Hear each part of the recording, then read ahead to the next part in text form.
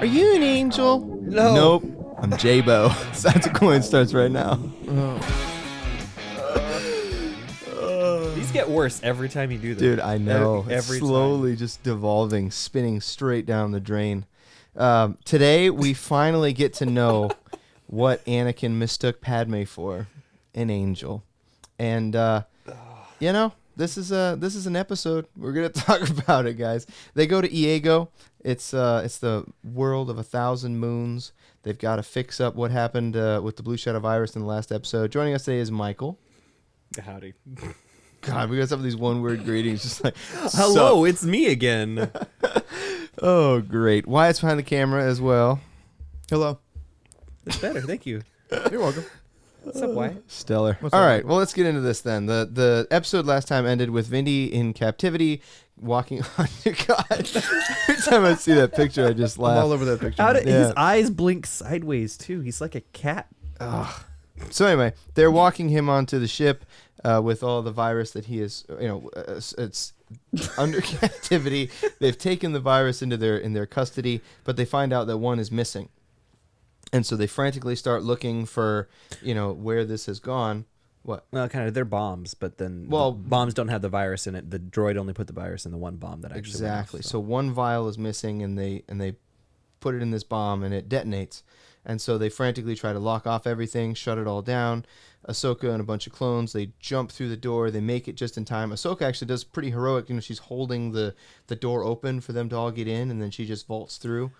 And Also crazy because they had a blaster there and it crushed the blaster. So she was holding it with enough strength to keep like a blaster from getting crushed, which means she Absolutely. might be able to crush a blaster if she used her full strength. But That's- just a thought. it's interesting. Yeah, and so she jumps through, and you can see this tiny little bit of blue haze get through.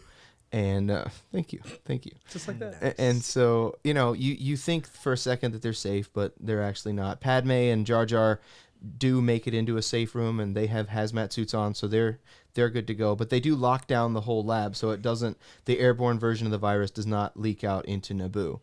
But then they realize that they're infected. So Ahsoka and the clones are infected. Padme and Jar Jar are safe at this point. So Anakin and Obi Wan have to go to the one place that has the antidote to this virus, Iego, I think. Please. I think. It's on the moon of Iego, I think.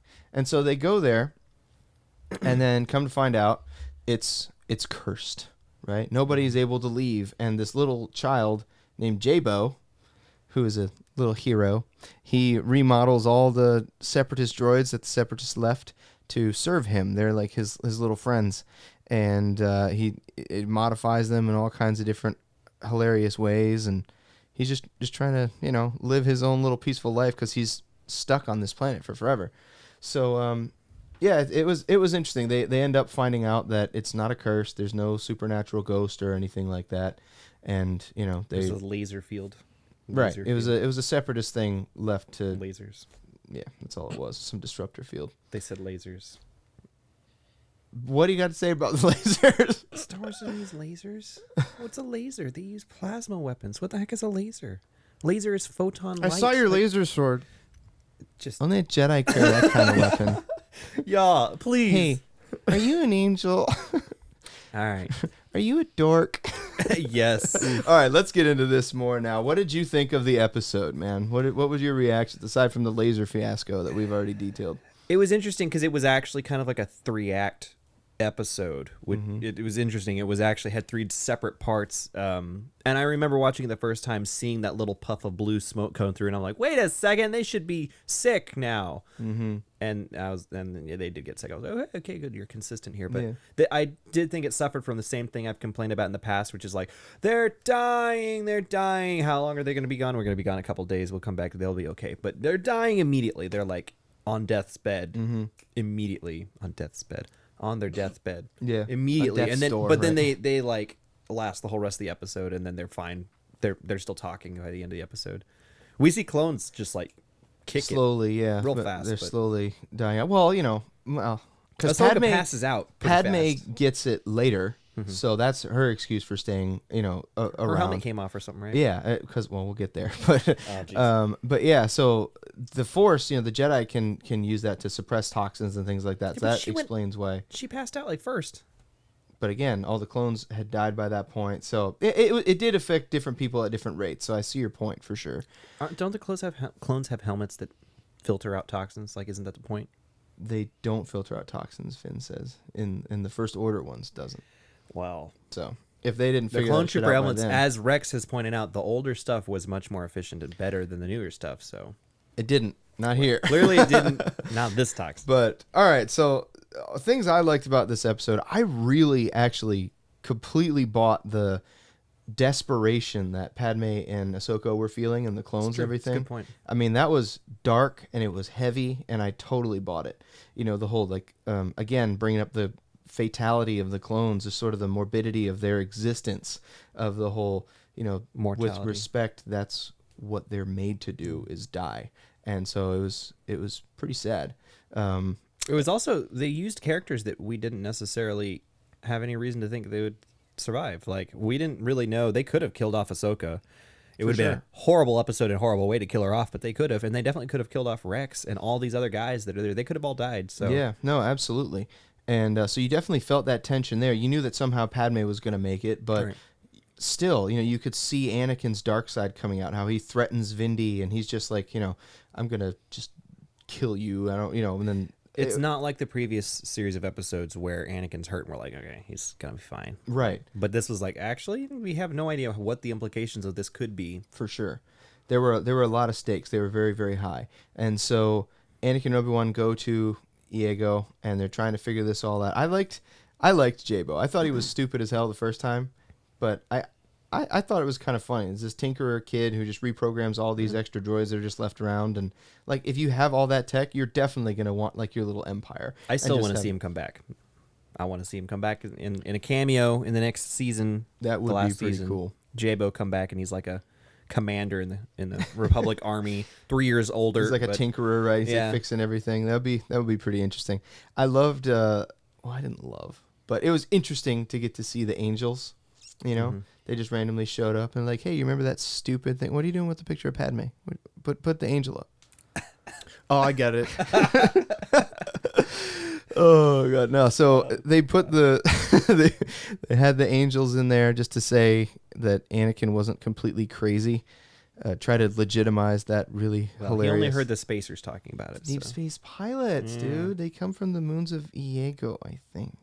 There you go. Oh yeah, much better. There's Very the angel. angelic. There we go. Yeah. All right. So anyway, you see the angel, and then they escape. The whole subplot with escaping the force field and everything, or the laser barrier, or whatever you want to call it. I didn't care. I didn't care as much for sure. But seeing Anakin's increasing desperation and trying to do this, he's like, I know I have to make this happen. That was really awesome, because you see the flashback of him. You imagine him thinking back to his mom and his inability to save her and everything. He's like, I can't have this happen again. So we don't always see two plots going at once in these episodes too. For sure. Like the Dooku Lost episode, we had Ahsoka on her own deal. She was searching for Obi-Wan and Anakin, and they were trapped in the thing with the Gundarks, whatever. She shows up, but it's always sequentially. It's never in parallel. We don't cut from her to them to her to them kind of thing. And so this was actually kind of interesting to see two separate plot lines in 3 acts. Yeah. And then converge at the end. It's a really super short movie. Right. It was actually a very well written story, even if a lot of the subject matter was kind of based on a rough episode. But yeah, no, I think you're right. And I want to talk about, I've been a proponent of the Jar Jar theory up to this point, and how his hijinks always end up going somewhere. But this time he just literally knocked Padme's helmet off, and I was just like, oh my god, you single-handedly killed her. You're the reason she is going to die. She took that like a champ, though. She was just like, they all seriously treat him like he's not an idiot. Yeah, it's really you can see Rex at the end. He's like, I'm not training him. Yeah, I'm not training him. Screw that guy. Yeah, it was interesting. I like I said, everything has always worked out for him, but that one, if she dies, it's literally his fault, and he has to. The real reason she dies in episode 3 is just lingering effects from shuttle virus. That would be crazy. That's the sadness, man. She got the big sad. Really, it was just Luke's dark side tendencies, and he sucked the life out of his mother on exit. What did you say? Perfect. Oh Jesus! All right, so that was a really weird rabbit trail, but overall, though, I really liked this episode a lot. The serious plot of Anakin trying to struggle to make this happen really balanced out all the ridiculous goofiness. But yeah, it was really, really cool to see, and I liked the way it all worked out in the end. Seeing the Iego thing was dumb, but whatever. It was kind of cool. I do like fan service, but it wasn't done super well. I don't know. No, it was pretty lame. It was like a weird thing to service the fans with. Like let's take that one line that everyone hated. Yeah, let's build that out for sure. Yeah. That's the one. And they didn't even make it like much cooler than it actually was. It was actually just, I don't know. It wasn't that cool. Yeah, no, it left a lot to be desired for sure. But like I said, the cool plots with Anakin and all that really balanced out everything else. So I enjoyed it in the end. But anything else jump out at you? Then you want to say? There was this one Nikto guy on Iego, and he had this like looping animation. He was like jumping up and waving his arms. It really bothered me. Did you like the twitchy like religious Quarren who was just kind of like, it's a demon in the sky and he's keeping us all here? It was pretty funny how people could devolve into that deep of superstition in like 2 years or something like that. Like it wasn't. The war didn't last that long. Like there's no way they could have. That was pretty funny, but yeah, no, it was interesting that the angels were odd. I don't know. I don't have too much else to say about this one. There are actually wills. Really? No, I don't know. Okay. They kind of look like it though, don't they? Yeah, they kind of do. Like humanoid wills. Yeah, kinda. I don't know. Conspiracy theory. I don't know. Maybe they're derivatives of, or maybe sort of like a demigod sort of thing. Yeah, like they're from Mortis. Split bloodline or something like that. They're the last of the bloodlines or something like that. I don't know. I don't think so, though, really. I really don't think so. I think that's just to legitimize Anakin's stupid line in episode 1. But yeah, it was funny to see. That's all I got, man. There isn't really much else to this one. But next time we'll be back to talk about whatever comes next. We're going to Ryloth in the next episode. Yeah. That's right. So we'll be back at Sides of Coins. Perfect episode. We nailed it. High fives all around. I can't reach your hands. I was going to give you a high five anyway. Oh.